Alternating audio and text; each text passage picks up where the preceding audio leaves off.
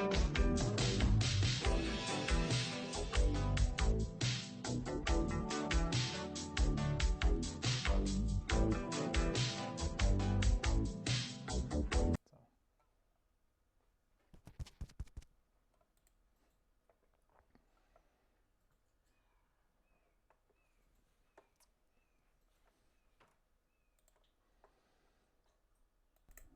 right, here we go.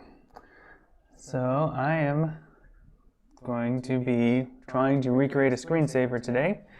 This seems to be a series, and I'm going to continue it today by looking at the After Dark screensaver Starry Night.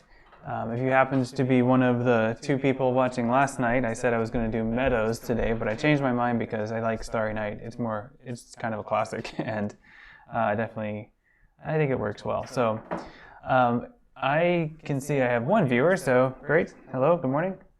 Maybe you're in my class, maybe you're in, just a random person, or maybe you're my mom again. So if you are watching, let me know how the sound is and if I need to adjust anything, or if the the synchronization between the things you hear me saying and the things you see me saying.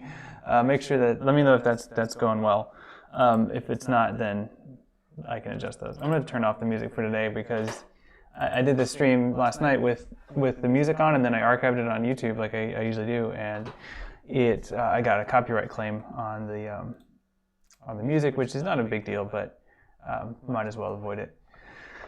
Okay, so I am trying to adjust a few things here and make sure that I'm broadcasting clearly enough. I had 2 instances of OBS running for some reason, so I'm down to 1, and that seems to be doing okay, although my color looks a little weird.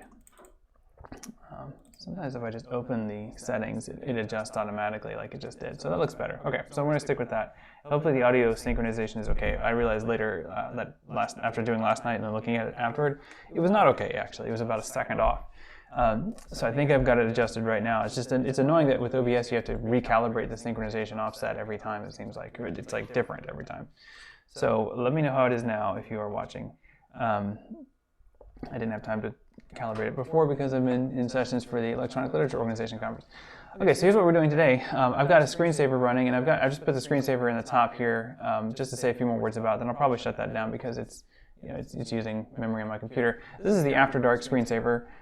Called Starry Night, and I don't know if it was there first, but certainly the name of it is similar to like the name of the software company After Dark, or I guess it's not the name of the software company, but the product is After Dark. And what they made was this screensaver that turns your computer into a city skyline, and it looks really nice and kind of peaceful and quiet. I really just kind of enjoy the aesthetics of it. So I'm going to try to recreate this instead of the Meadow one, which is the one I thought I was going to do today. And I've already played around with this a little bit just to kind of get a sense of an approach to this, and so I'm going to start from scratch here and hopefully get something that looks at least kind of decent today. And we'll see. I have about an hour to spare here, so that's probably what I'll spend on it. But hopefully, it might not even take me that long. But we'll see. Things usually do take me longer than I think they should. So we'll see. I'm just going to get started. Okay, so I'm doing this in P5.js because if you've been watching me or if you're in my class, this is the language that or the environment that we're working in right now. And it's got a lot of features that I like, and it's also good in terms of just practicing with JavaScript if this is something that you want to be able to do. So JavaScript is a good language to learn.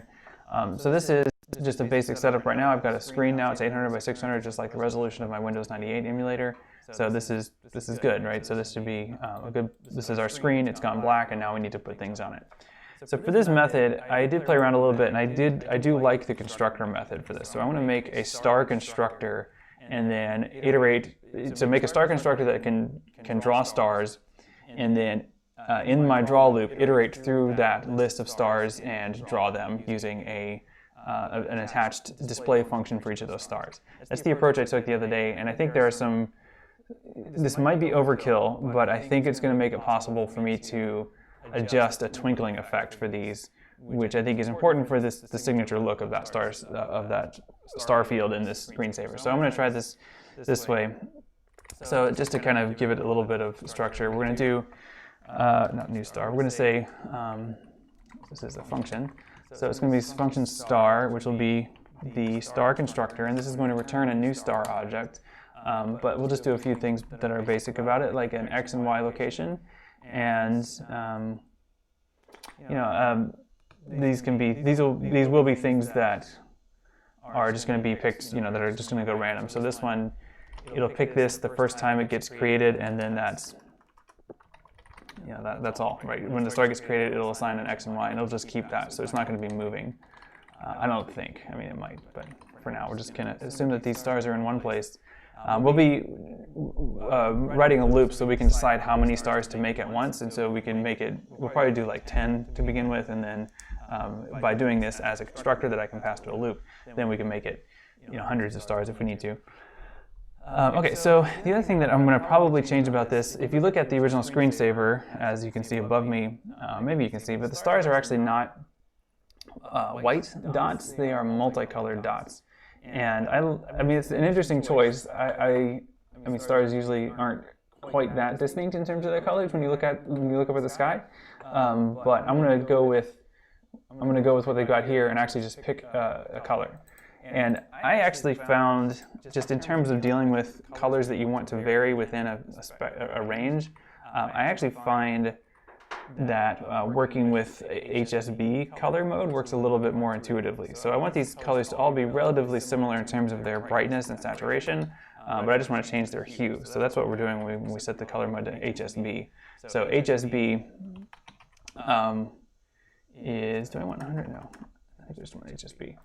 HSB is so hue, saturation, and brightness, as opposed to RGB, which is red, green, blue. And so with this color mode, I can set the saturation and brightness to just a set number, and then at least for now, and then have it pick a random hue. And so these will be relatively the same intensity as you look across the night sky that we end up creating here. So we'll do that here. So we'll say this hue equals random, and if I might be remembering this wrong, but I believe hue, saturation, brightness by default is on a scale where hue is in a range of 0 to 360. So I think I can manipulate that, but let's just assume that that's the case for now, hopefully. And I'm pretty sure saturation and brightness are on a scale of 0 to 100. So I'm just going to go ahead and set these both to 100. But I'm making these variables just in case I need to, in case I want to vary them later. And I'm just making variables right now. I haven't actually drawn anything yet. I'm getting there. And this is kind of like the example I did last night, where I have to build a lot of code before we can actually see anything. So bear with me as I get to this. But now I've got the ability to make a star, and the star has these 5. Each star that I create will have these 5 things about it. In fact, let me just go ahead and make some stars, and even though we won't be able to see them yet, I'm going to actually do that in the setup function. And actually before that even, let me make a list of stars, and this is going to be like a container for the stars. So this is a list, an empty list on line 1 there called stars, and then I'm going to add things to that list by creating new stars. So let's say, so this is where I can decide how many stars to create. Let's just do 10 for now, because that'll be a good number. We should be able to see them and kind of see them individually and understand what they're doing individually. So let's do 10, and here we just need to say stars, and then we're going to use a push function on the stars list. So push just means add a new thing to this list. It's empty to begin with, and now running through this loop 10 times, it's going to, each one of those pushes, it's going to create a new star, right? So new star, not new stars. Notice, by the way, that I'm using the capital S, so whenever you make a constructor function, it's conventional to, I don't know if this is required actually, but at least it's conventional to capitalize the name of the function that is a constructor when it's a constructor function. So this is a special kind of function. That's what the capitalization means. And down here, I can use the new keyword on it to say I'm going to use this function to make a new thing, and then it returns that new thing and adds it to this list because I've put this into as the argument of the push function for the stars list. So kind of building a lot of things together and doing a lot on this one little line here. But basically, I think it is relatively easy to read in the sense that it's like stars, and then we're going to push something onto it, and we just make a new star. Well, there's a lot happening with this new star part. And what it's doing is it's going into this function and creating this star, and the star is just an object. The object doesn't do anything yet, but it has life, like it has identity, it has existence, and it has these 5 things that it knows about itself. It has an X, a Y, a hue, a saturation, and a brightness. It doesn't know what to do with those values. Those names are arbitrary with respect to the star, but they are going to be useful for us when we draw it. Okay, so we can actually just check. We can check the stars list, right? So we can actually just print stars and ask P5.js to tell us about the stars, and as you can see, it just prints them. But if you look at it, we can see that this one has an X value of 76 point something, and that one's 470. This one has the hue, right? So it has, each of these has its own set of these values as they get constructed, and that's all it needs right now. And well, all it knows right now, but it does need more, which is it needs to be able to use these to represent itself. So let's add that function now. So remember, within P5.js, the setup function runs once, and then the draw function runs over and over again. And that, to me, it took me a while to realize that for some reason, and once I did, that sort of clicked a lot of things for P5.js. Just kind of, even because I think setup and draw, it's like, do I need this to set up, or am I drawing this? I think I got kind of stuck on the semantics of it. But if you think about just this, setup runs once, draw runs 60 times a second, or whatever your screen's frame rate is, like that helps me. That helped me a lot. So maybe that helps you too. So what we're going to do is create a function that each star can use to draw itself. And I am using that terminology on purpose because this is an object-oriented approach. So each star has its own set of things that it knows and things that it can do. And what we're doing is teaching that star to do these things whenever we create it. So let's give it an ability to display itself. So we're going to call this function display. We could call it draw, but I think it's just confusing kind of to have 2 things called draw, or maybe show. It doesn't really matter because we're just going to invoke this function directly. It's not a keyword or anything. It's just something that we're going to name that makes sense to us. And we have to call this a function. So we'll do, this is, instead of assigning a number to this variable called display, we're going to assign a function to it. So this is going to be a function. And this function will just put a, well, it's going to draw something at these XY coordinates with these color properties. So let's do that here. Let's set the fill first, and the fill is going to be this dot hue, this dot saturation, this dot brightness.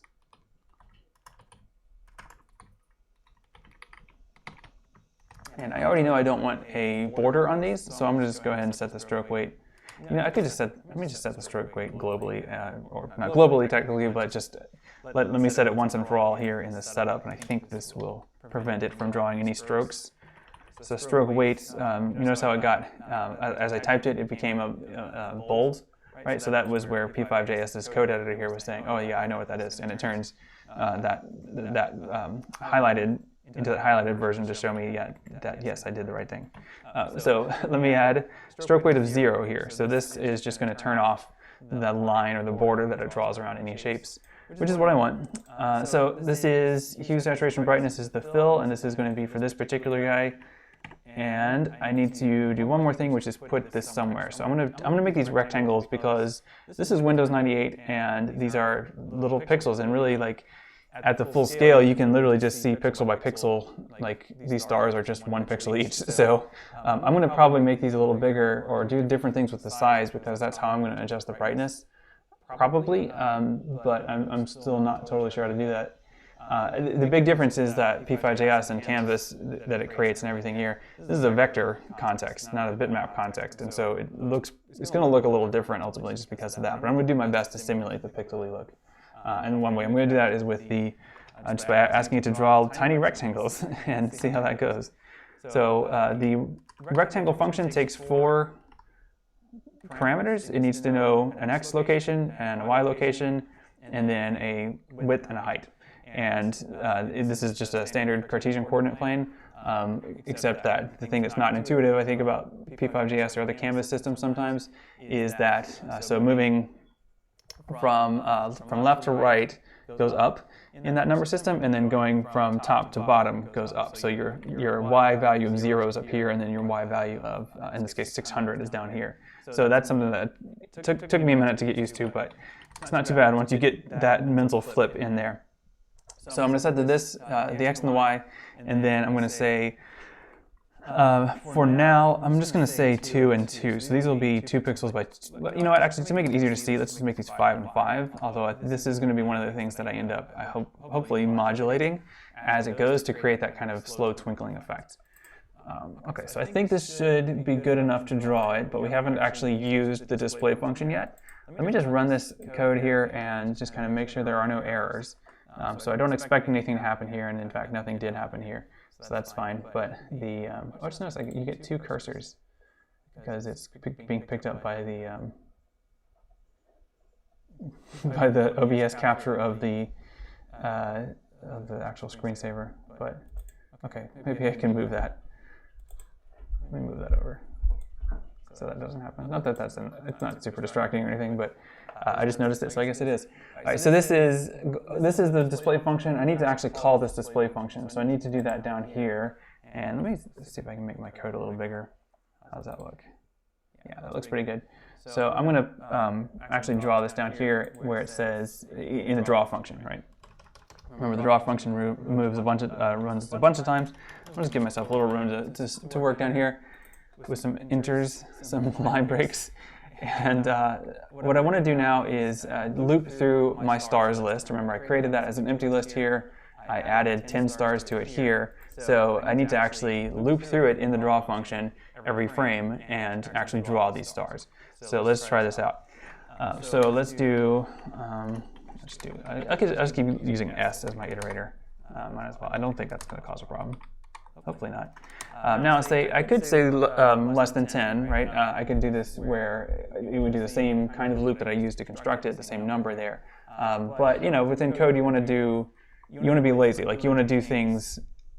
You want to make it easier to change your stuff later on, or you want to do less work, basically. It would be more work if I had to change these numbers each time I wanted to update the number of stars. So what I can do instead is just say, like, what is the length of stars?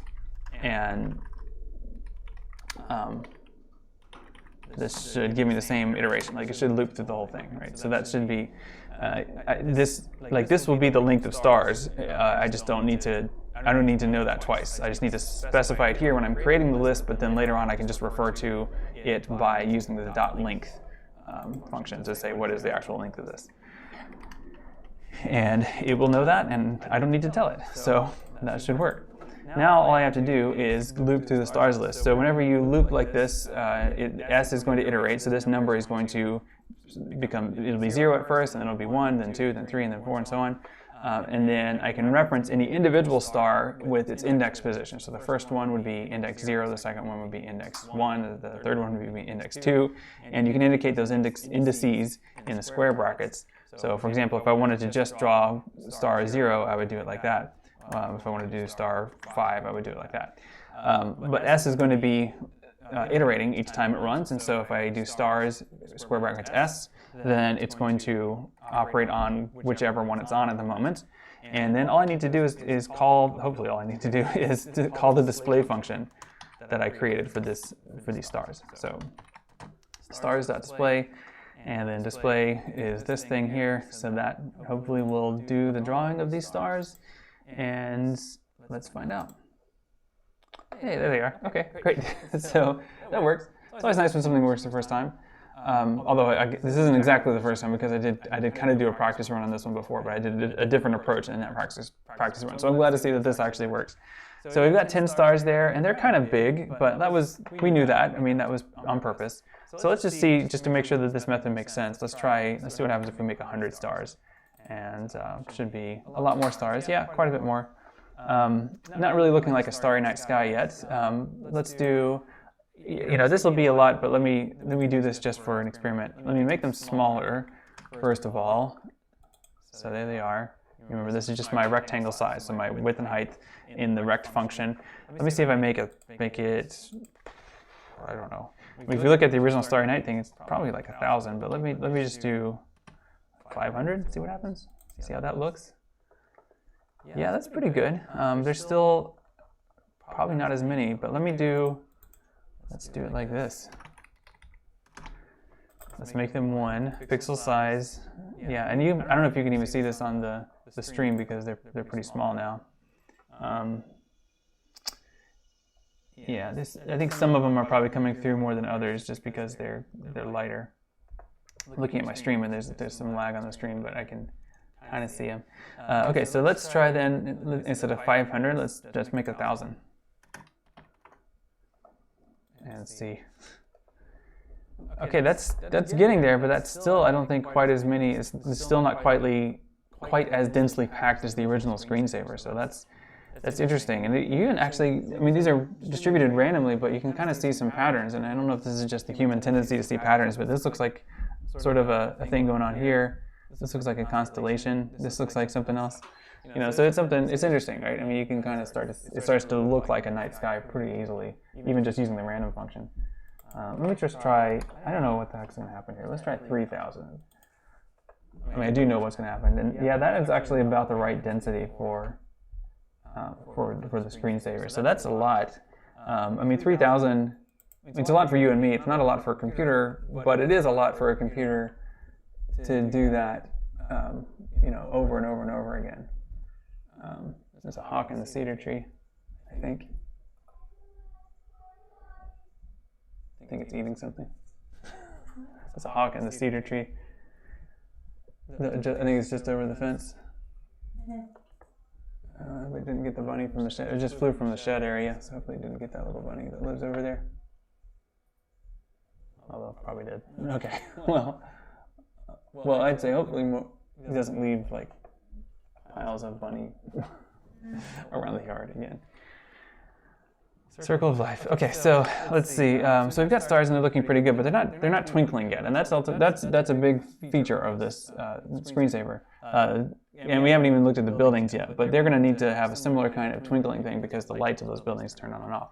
So let's see if we can make the stars twinkle and then probably use the same logic to make those lights. I'm going to reduce the number of stars because, like I was saying, 3,000 is a lot to do this over and over again every 60 times a second. So I'm going to take this back down to 100 just to kind of make it a little bit snappier and also easier to kind of see. All right, and I'm also going to make the size of these. You know, I did like that 1 pixel size. I was thinking I might want to make that size vary, but I actually like the 1 pixel. So I'm going to keep it that way for my final thing, but I'm going to make them bigger now so it's easier to see them.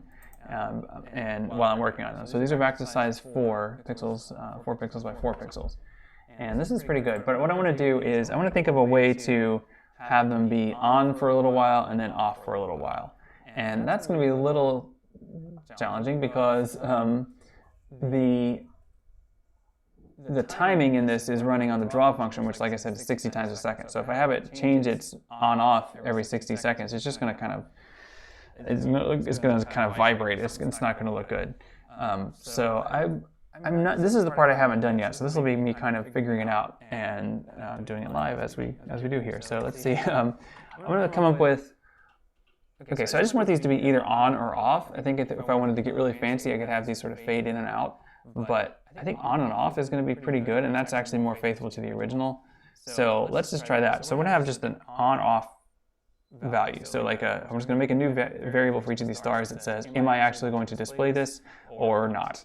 And then we're going to see if we can change that. So, but we'll set it here. What should we call this? Let's just call it show, and this is going to be either 1 or 0. So show 1 means display.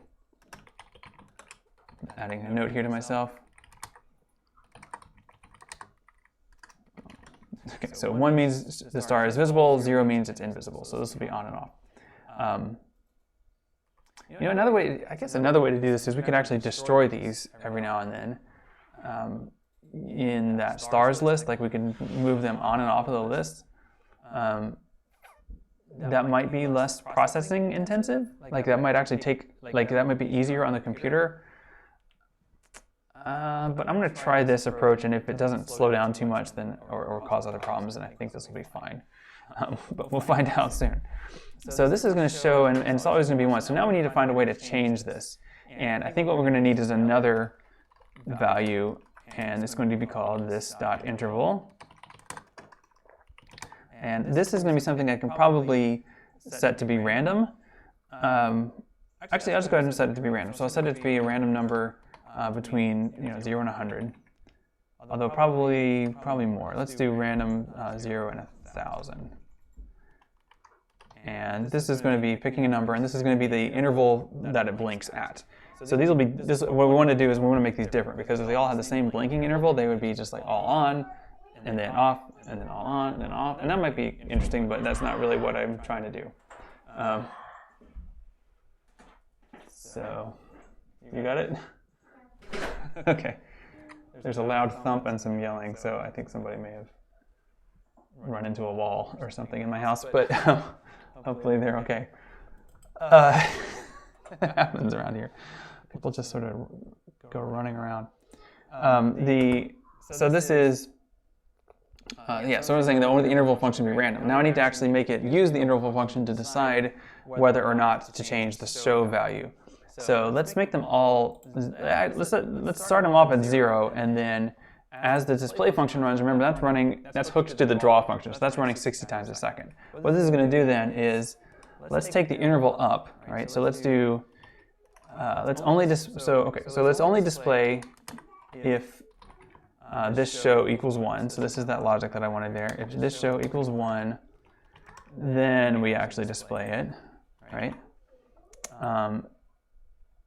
So that's one thing that we know within the draw function, and that should accomplish the on-off capability, but we need to know when to make it on and when to make it off. So let's add something else here. Every time this runs, we're going to take the interval up by 1, so it's going to increase, no, not interval. No, I'm going to have to do another thing. I think, maybe there's a better way to do this, but let's say, you know what I could do is, since it's a random number, what if I had it,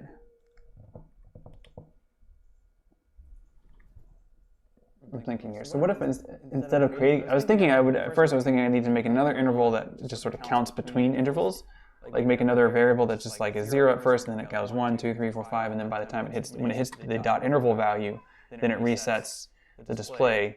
But what if instead it just is counting down, and then whenever it hits 0, it resets itself and the display function. So then the twinkling would change for each individual star over time. It would twinkle at a different rate. So in this case, let's try that.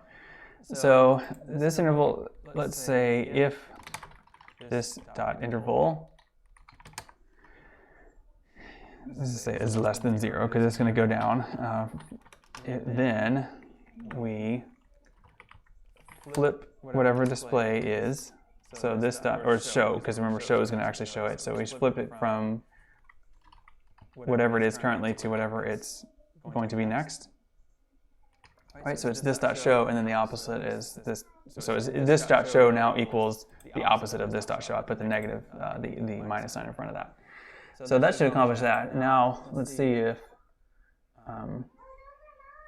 well, yeah, we're also going to have to check. We're going to have to reset the interval. So this dot interval, we'll say the same thing, equals random 1,000 again. Not 100, 1,000. Okay, so I think this is going to work, but let's kind of review here before I hit play. So we've got, this is the star function, and each star is going to have this display capability. This display function is being run by the draw function inside of this loop. So each star is going to get its display function run every 60 seconds, or every 60 times a second.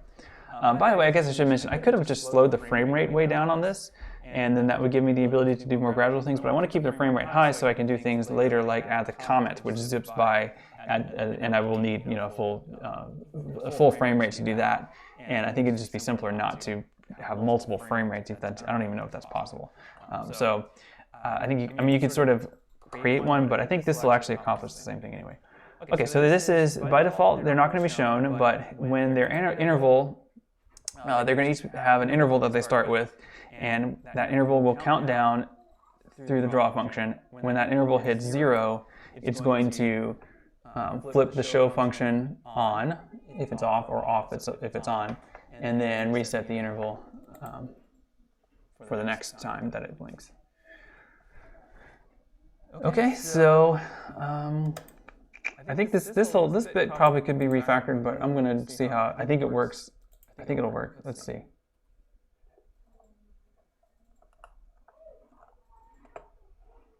Okay, nothing's happening. So this is what happens sometimes. So let's review. Let's think about why it's not happening. And this is one of those things where this happened a few times last night, but then it turned out to be something really simple both times. So hopefully that's the case here. But sometimes I get messed up with.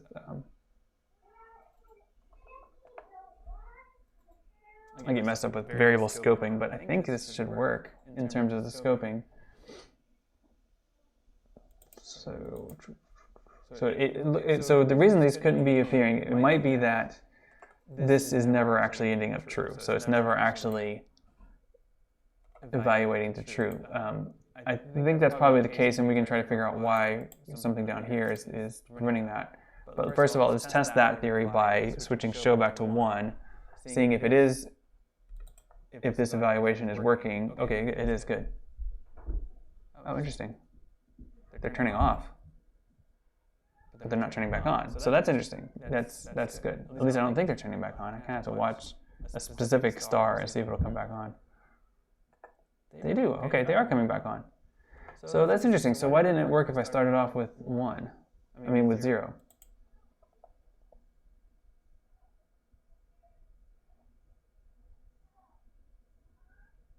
Oh, because it's 1 and 0. I'm not trying to flip. That's it. So it's not right. That's all. Because it can only flip because when I do this show equals negative this show, the opposite of 0 is just 0. So that's not really going to give me, that's not going to flip me back and forth, right? So really, if I set the default, if I wanted it to be off, the default, like the off should actually be -1 and not 0, because I want to use this as a bit to flip on and off. That's the issue. Okay, that makes sense. Let's see if this does what I expect it to do, which should be some stars kind of gradually coming out. Yeah, this is what I wanted, and this is looking pretty good. I really like this. I think that interval is working really well for a twinkling effect. I think it'll be interesting to see how this looks with a lot more stars, and also to see if adding that many more stars impacts performance. So let's do let's go back to the full size. So 1 pixel stars, and let's do 1,000. See how they look. I really like the way it just sort of gradually the stars are coming out, and then kind of gradually turning on and off like that. Yeah, I still think 1,000 isn't quite enough, but I think we're getting there. At least we're seeing the effect. And I think it's also worth noting that when you look at the Screensaver, the Starry Night Screensaver running, I'm pretty sure that the cycles, like the computer cycles that are being simulated here for Windows 98, are too fast. And I think the Screensaver originally was using the internal cycles, the processor cycles for its timing. So I think it originally ran much slower, and so the twinkling effect was much slower and closer to what I have than what you see in the emulated Screensaver. But let me see if I jump this up to 3,000, if we have the right kind of density for these, and we can certainly play with the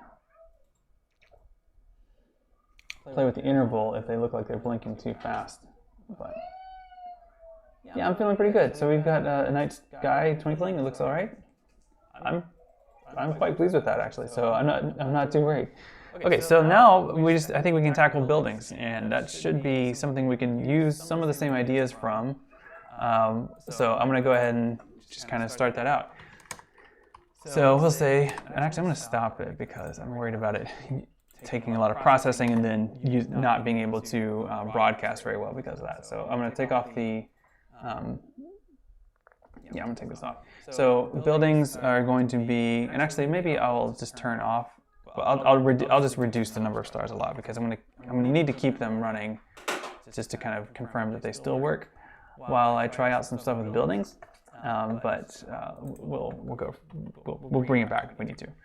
So buildings, and then so this is a list of buildings, and we're going to make a similar constructor function for buildings. So I'll just do it function building, and go like that. So we'll do the same kind of things. We'll need to pick a this.x, a this.y. I'll do these all in a second. I'm just kind of thinking through what I'm going to need to do. I won't need to pick a color, so these are just going to be black rectangles. And I want to make them solid black because I want them to cover up any stars. So I want these to occlude whatever would be behind them. And if I wanted to be really fancy, I could probably make the stars not pick any values within any square, basically do some collision detection, but I don't think I have time to be fancy today, so we'll just do it like this. So these are going to be values somewhere near the bottom and within a particular, like a specific set of options. And also, I think if you notice, like the higher, oops, I canceled my screensaver. Hold on. Let me bring it back.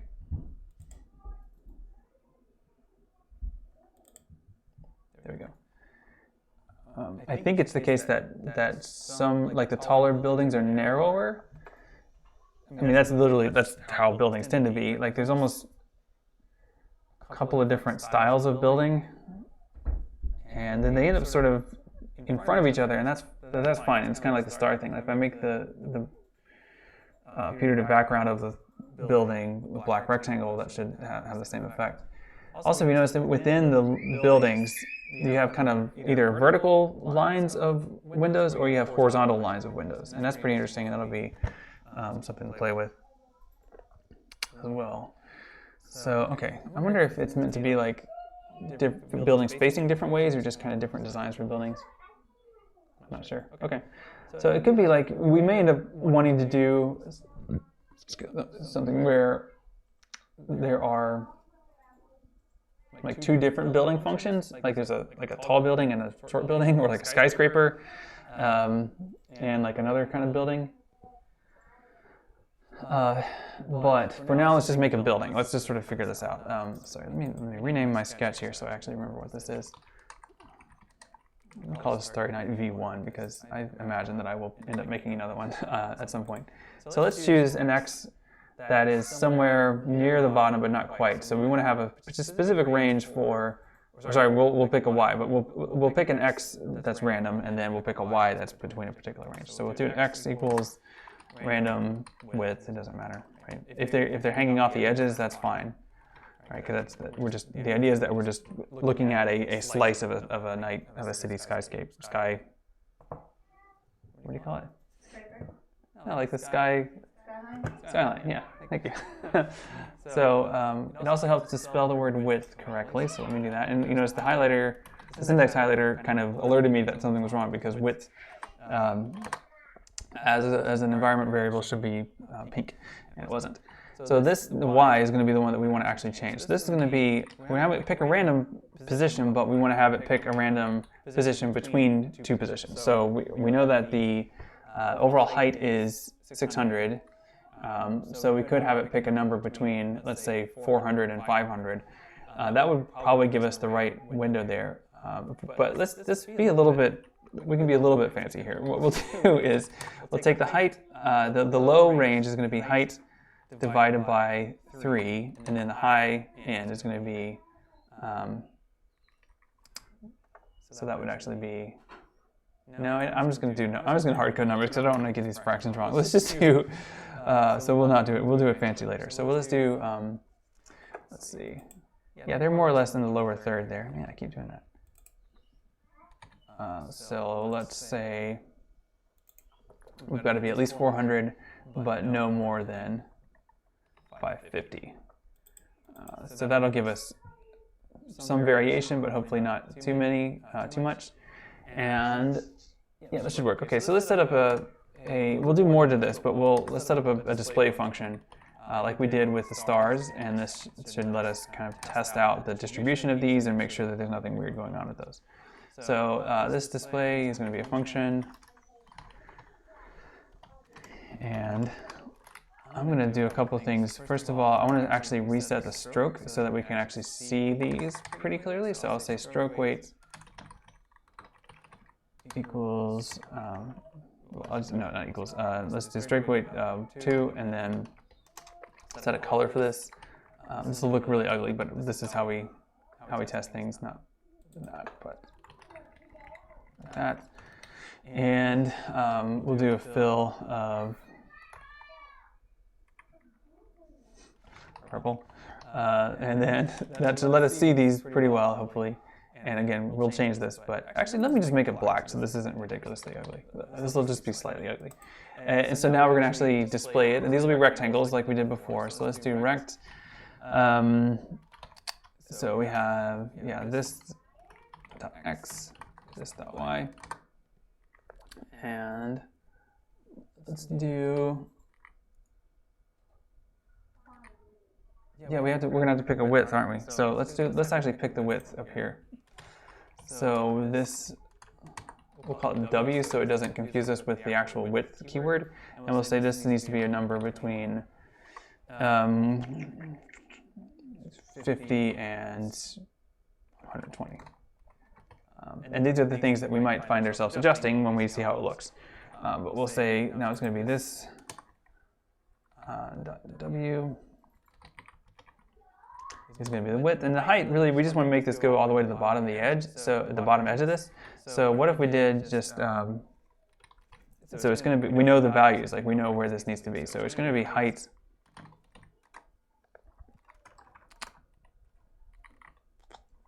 Let me think. So is it going to be height? Yeah, it's going to be height minus this dot y.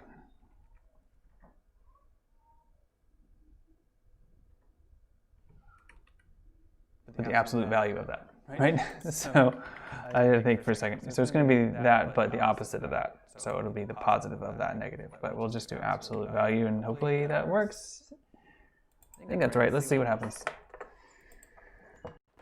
Nothing happened. Okay, so because I haven't drawn it yet. So and I haven't also made any. So we need to make that. So whenever we make the stars, we should make some buildings. So we'll do B for our iterator here. Z start with 0. Let's go. Let's make 6 buildings.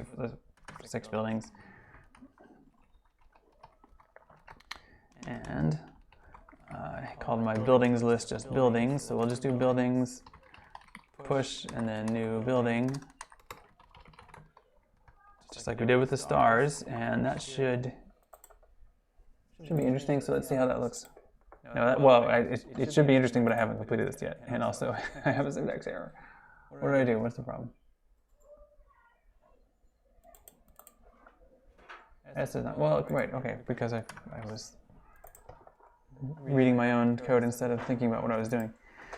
So that's going to make a new building, and then just like I did with the stars, I need to loop through the building list and actually draw them all. So we'll do let B again, just because to keep track of what we're iterating. And this time we need to iterate through the building's length.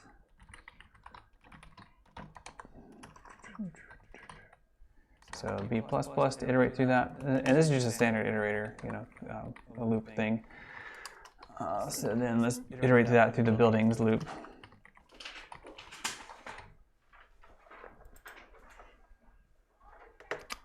No, S, but B, and B, yep. Maybe this will work. Let's see. Hey, it did. Yeah, nice. Okay, so I can see these pretty clearly. I can also kind of see that it's not totally that bad in terms of the distribution of their heights, but maybe I just got lucky that first time. And also, I feel like we want more buildings than that. Let's do 15 buildings. That's probably too much, but let's just see. Okay. They're kind of weirdly grouped, but maybe that's just how it ended up. Yeah, you end up with these gaps, which I'm not keen on that. I mean, maybe that's not too bad, right? I mean, maybe that's just how cities look sometimes. I mean, maybe we can be okay with that. Sometimes cities look different. I'm okay with the distribution of buildings being random. I think that if I wanted to be picky, I could probably set different distributions, and so like have different possible places for buildings, and then pick from those random possibilities, and possibly make some more logical kinds of groupings. But we're going to just go with this for now and call it good enough, I think. So you notice, by the way, yeah, that's a pretty dense looking city. This might look kind of messy. That's what I'm sort of afraid of. That sometimes you'll get these clumps. I'm more concerned about the clumps than I am about the gaps. But let's try reducing the number of buildings and see if that's, yeah, maybe that'll be okay. All right, so let's see. Notice, by the way, the fill and the stroke are being used by the colors here. By the stars, so I need to make sure I reset that back. Alright, so I'm working on buildings right now, and I'll leave the stroke on so I can see where they are as I kind of work my way through it. And it's okay looking. So let's look at the original. So in the original, there's either rows of lights going horizontal or rows of lights going vertical. So let's try to take these. I may end up having to make two different kinds of buildings, but we're also going to need to think about kind of how to attach these to a building. I see I'm almost, I'm running out of time, so let's see. So I wonder, we could probably just make this part of the display function for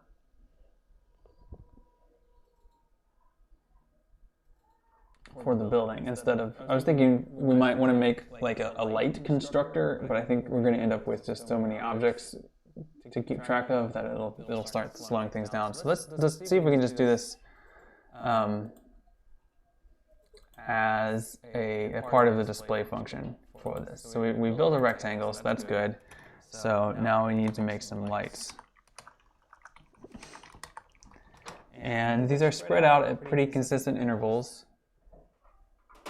These are little clusters of pixels, and so like within each cluster you have, I'm kind of zooming in here, but you have, like for the horizontal ones, actually there's two kinds of horizontal ones as I look at it. Sometimes it's a horizontal row of 4 pixels, 4 pixels, 4 pixels, 4 pixels, and within each of those,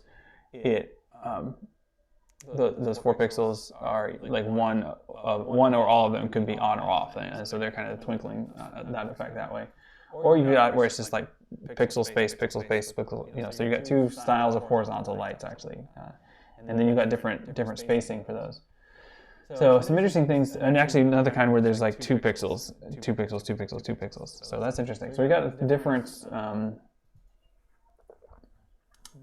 options, and so we'll need to think of how to make basically a table, like basically make a matrix of light clumps, if that makes sense. So maybe we should do it that way. Think of the matrix first, and then create different kinds of clumps, and then maybe set a different clump type for each, like a different light clump type. Saying all these weird words. But let's see if we can make it. Let's see if we can draw this within here. So we know our upper left corner, and we know how far to go to the right. So that's something. We can think about distribution, or like the distance between each light, and maybe set that as a variable that we use when we create these rows.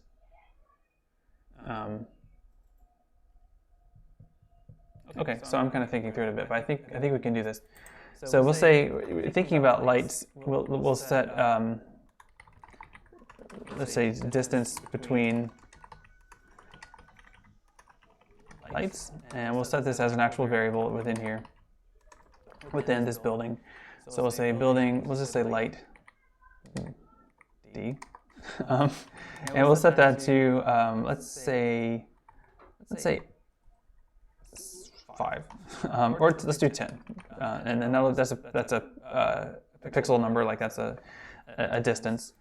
And let's say actually we're going to need 2 things. We're going to need a horizontal gap and a vertical gap. So let's see if we can do that this way. So we'll do, let's say HD, and this is going to get mathy in a minute here, I think, or at least for me. So because we're going to need to do a like a nested loop. I mean, really, this is columns and rows, so that might be another way to label these things. But I think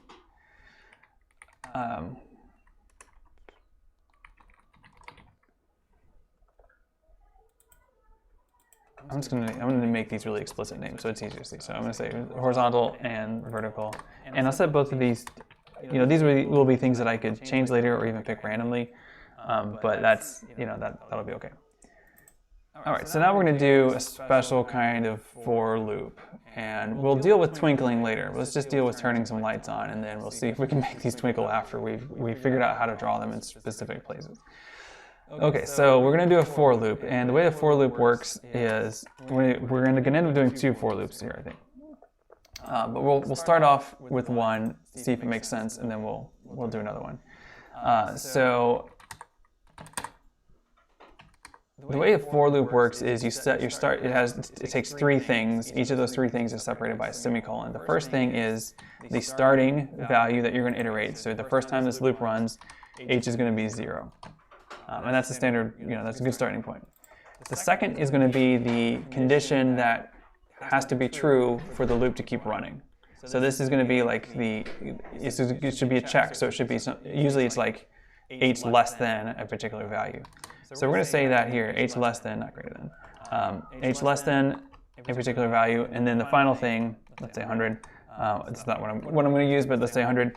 And then the last one, you say how to iterate h every time. So how does h change every loop until it fails to satisfy this condition? At that point, the loop will end. So what we're going to do is we're going to say h is going to increase by the light horizontal value that I just created. So each time it runs, instead of like the loops down here, I just had it iterate by adding 1. So the b++, that's a shorthand way of saying add 1 to b each time this loop runs, and then when you're done, you're done. This time we're going to actually add this light horizontal. So this is actually going to run, every time it runs, it's going to add 10 to this until it gets to 100 in this case. But I really don't want it to be 100. I want it to be the width of this building, whatever that is. So I don't know what it is ahead of time. It's just going to be that, right? And then as it does, it's going to draw a light in that place. So we're going to need to adjust this a little bit. In fact, let me go ahead and make one adjustment. I'm going to start it. You know what? I'm going to leave it as is because I think we're going to need to adjust it. But let me show you let's see what it does now, and then make the adjustments as we need to. So let's draw a rectangle. So let's do a rectangle at. It's going to be this dot x plus h, right? Because we're going to start at the top left corner and then work our way over. We're going to say this dot y. For now, we're just going to do one. This should create one row across the top of each of these buildings if we do it right. So we'll take this dot y, which is the top left corner of each building, and then go down by 10. But this is something we can do. We're going to add to our second layer of this loop in a minute, hopefully, and then we'll do a picture. Let me set the fill here to make these the right light color. We'll make this yellow, and you can still use keywords, I think, when you have HSV color mode on. We'll find out. And so this will go down 10 rows, and then hopefully it'll go across the top of that building by making these rectangles. And we'll just do a basic 4x4 rectangle for now, right? So we can get fancier later. Let's see. Okay, so it didn't there's a period there. That's why. So okay, so if this works, what this should do is it should iterate across the top row-ish of each building, and not. Let's find out. Let's see what happens. Oh wow, it works. Excellent. Okay, so it worked, but it didn't give me the right color. But that's fine. Like that's we can investigate that. But that's really cool. So okay, I'm very happy with that. I was not totally sure that this would work. So this is good. Let me make it 2x2 because these are too big. And I do not 42. That would be horrible. So let's try 2x2. No, what? Oh, yeah. Okay.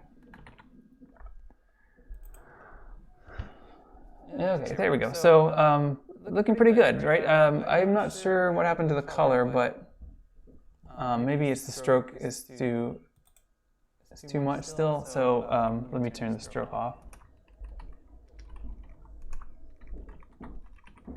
Like it could just be that it's drawing these as rectangles, but it's trying to put a 2-pixel border on these 2-pixel rectangles, and so the border is all you see. That might be what's happening. Let's find out. Yeah, there we go. So we now have little lights at the top. Now, so I had a feeling I would need to adjust a couple things, and one of those is that it starts too soon, I guess, near the edge. Although, come to think of it, we're going to take this stroke off anyway, so let's see what happens if we take the stroke off. So I was going to say maybe we needed to push that off the edge of the building, but maybe we don't. Because we're not going to actually display the borders of the buildings, we'll just do it like that, and then that's fine. So it looks like a few buildings there, I guess. Let's see. Yeah. I mean, that's starting to suggest there could be more of that building, but we can do a couple things to adjust this, and that's why I set them up as variables. So we can do like if they're too spaced out, like we could do 5 and see how that looks.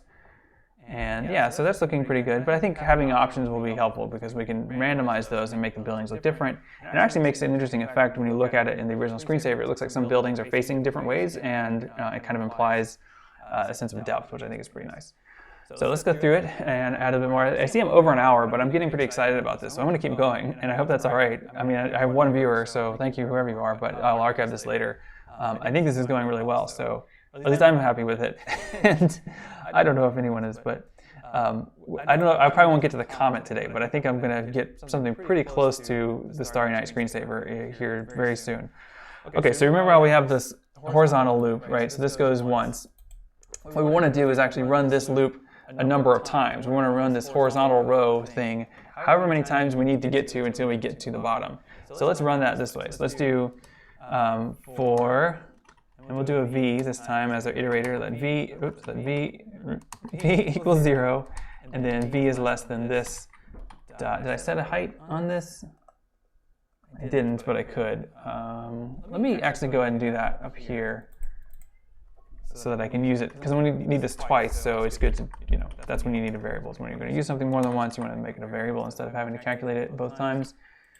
So we'll switch those in this expression, which creates the building's rectangle, and that way I can use it down here too in this loop. So it's going to be so our condition for this loop, this is going to be going vertically. So now we're going to be setting. This is a little confusing because I have h as an iterator and then h as a value for the height there. So should I change that? Let's change that. Let me make this iterator r, because it is kind of like it's a row, right? So that to me is a pretty intuitive way of doing that anyway. So we'll do it like that. Okay, so that's now our row iterator. So let's now make this one C for column. So C equals 0. So C, although it's really not a column, but okay. So then C plus equals this dot light verticals. This is going to be the vertical spacing of our rows, really, but we're going to create columns. I mean, really, the R and the C should be inverted here. Like this should be.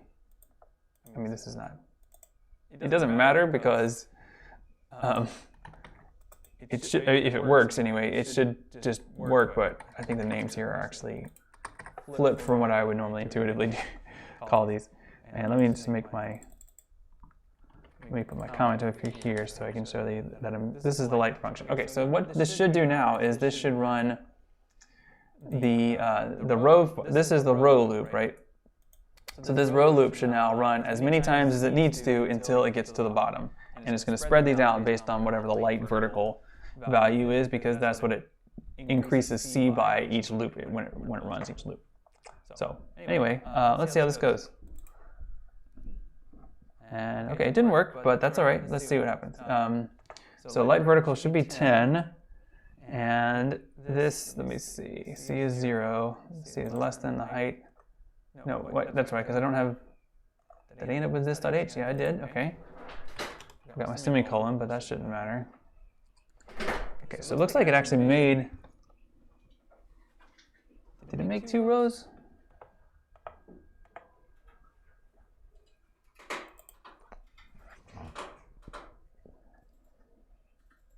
Oh, you know what? it's printing them all in the same place. So this is the actual printing, so it's actually in the rectangle.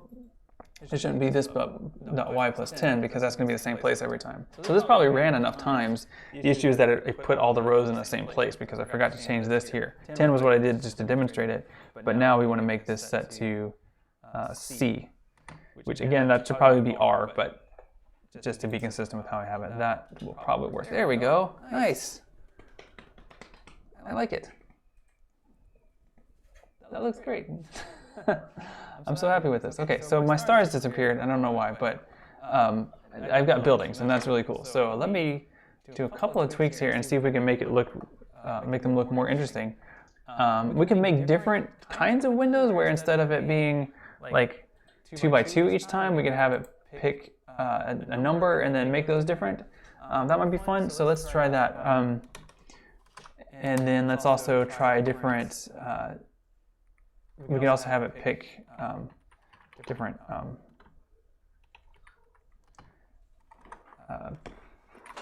row and column distances.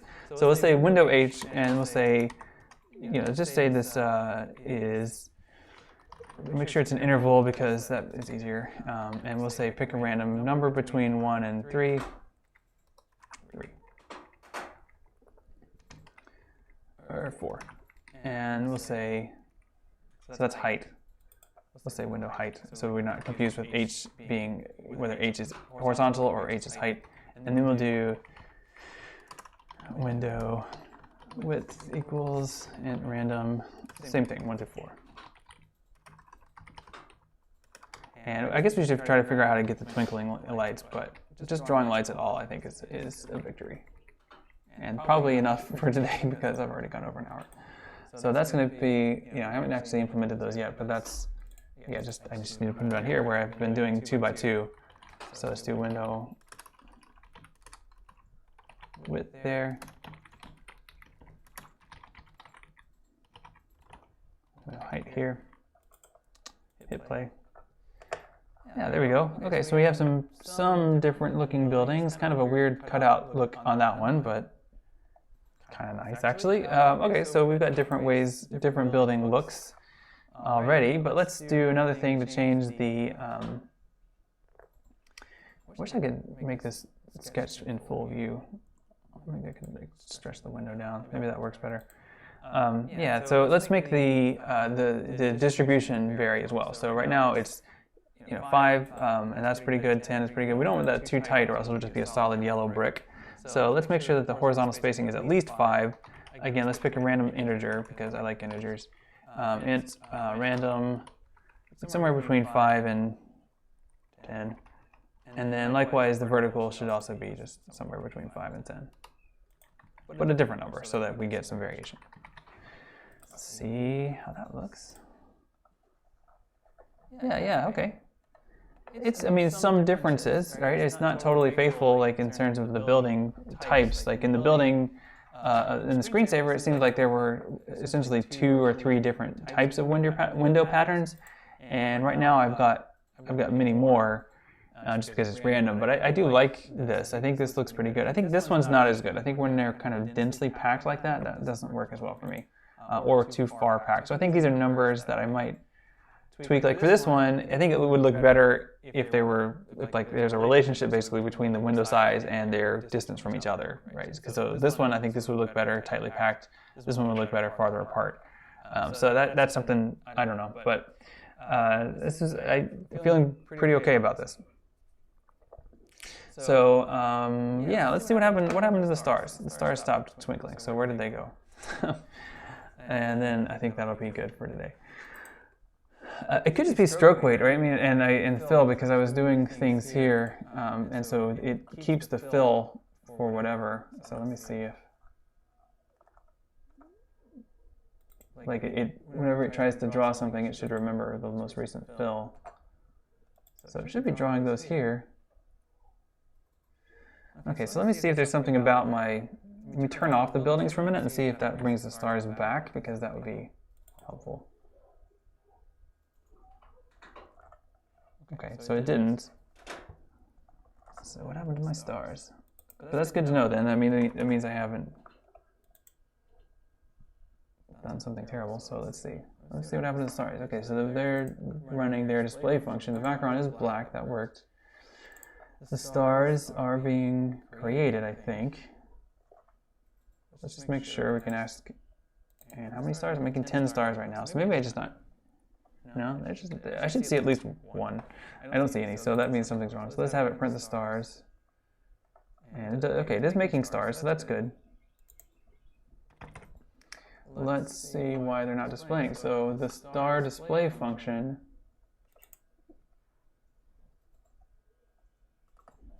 I mean, it could be the stroke thing. Maybe the stroke and the fill thing is, like, it should be setting here, but maybe.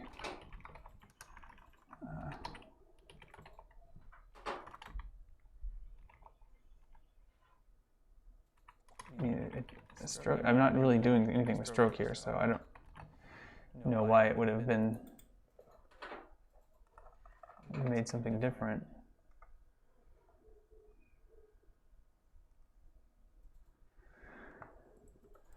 Okay, so why isn't this showing up is the question. It could be color mode issues. I mean, I haven't really thought about that. I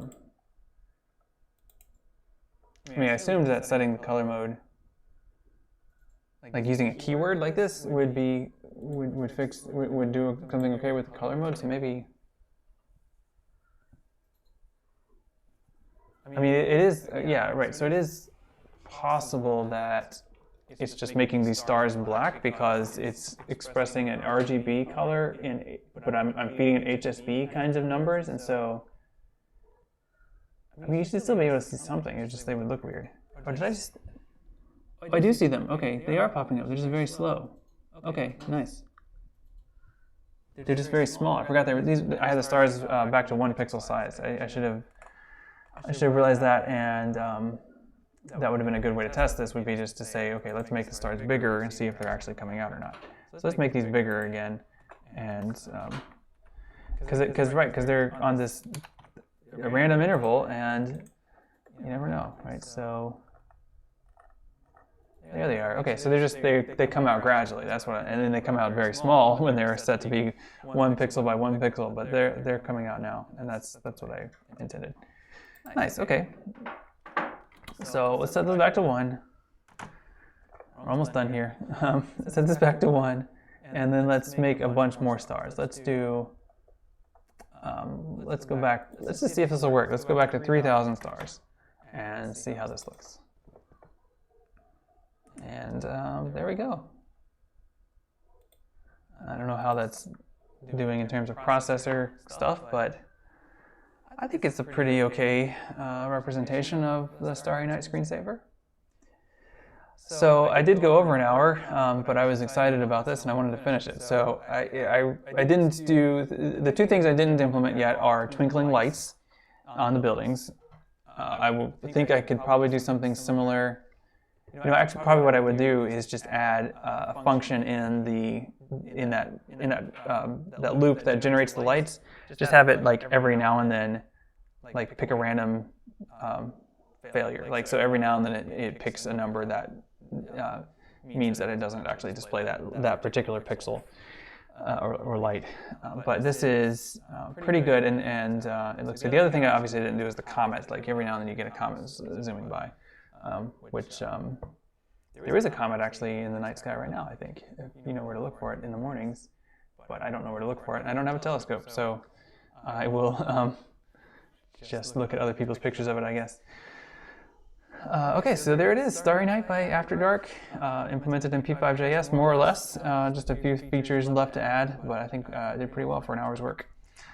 Okay, so thank you for watching, whoever you are. I will archive this on YouTube, and especially my students, hopefully you'll watch it there. Yeah.